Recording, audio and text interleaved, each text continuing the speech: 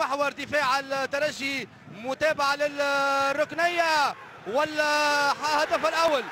الهدف الأول لصالح الملعب التونسي بالتحديد من جاك بيسون. جاك بيسون يتمكن من إحداث الفارق في مرمى الترجي الرياضي التونسي ثواني بعد ما فشل في مغالطة الحارس علي الجمل.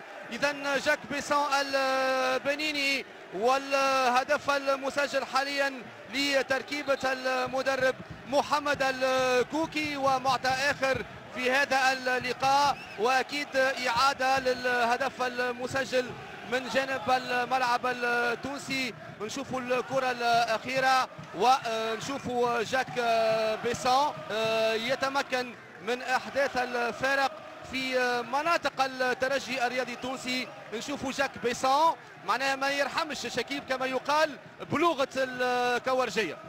بالفعل عبده هدف ممتاز من جاك بيسون وهو الرابع عليه. جاك بيسون، شوط جاك بيسون شكيب، ثنائية جاك بيسون، هدفان مقابل صفر لفريق البقلاوة على ميدانه من كرة أخرى من سيف الدين بالعكرمي، والثنائية للبنيني يظهر لي شوط البنيني جاك بيسون. 5 أهداف إذا في رصيد جاك بيسون مهاجم الملعب التونسي. 38 دقيقة لعب، 2 بلاش للملعب التونسي. سيناريو أكيد غير منتظر للترجي ضد الملعب التونسي اللي كان في افضل حالاته الى حد الان. شوفوا الاعاده في القائم الثاني، بيسون ما يرحمش.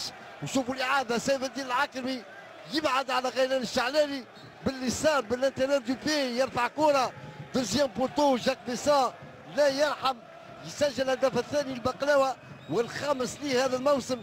اعاده من زاويه اخرى، خط الامامي والترجي يبحث على تذليل الفارق. شمام، هدف ممتاز، هدف ممتاز من خليل شمام.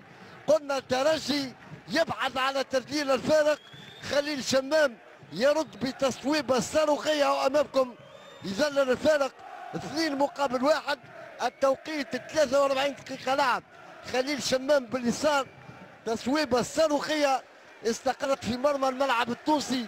شوفوا الاعاده، كرة ثانية دوزيام بال باليسار، مليانة الكرة كيف ما يقولوا بلغة الكورجية من بسام البولعابي. رجعت خليل شمام، سدد بقوة عبد الرحمن. هدف ممتاز لصالح الترجي. صحيح، كرة يسارية قلت صعود خليل شمام من الإضافات لخط هجوم الترجي الرياضي التونسي، تذليل الفارق. ننتظر التنفيذ، هل يكون الهدف الثاني هدف التعادل أم تبقى النتيجة على حالها. فرجاني ساسي، فرجاني ساسي يسدد ويسجل الهدف الثاني، هدف التعادل لصالح الترجي الرياضي بعد اسبقيه 2 مقابل 1 لصالح الملعب التونسي. الفرجاني ساسي يعدل النتيجه في الدقيقه 39 لصالح الترجي. هاي الاعاده عبد الرحمن. صحيح، وسجل ضربه جزاء ضد النادي الافريقي في لقاء الاجواء، لقاء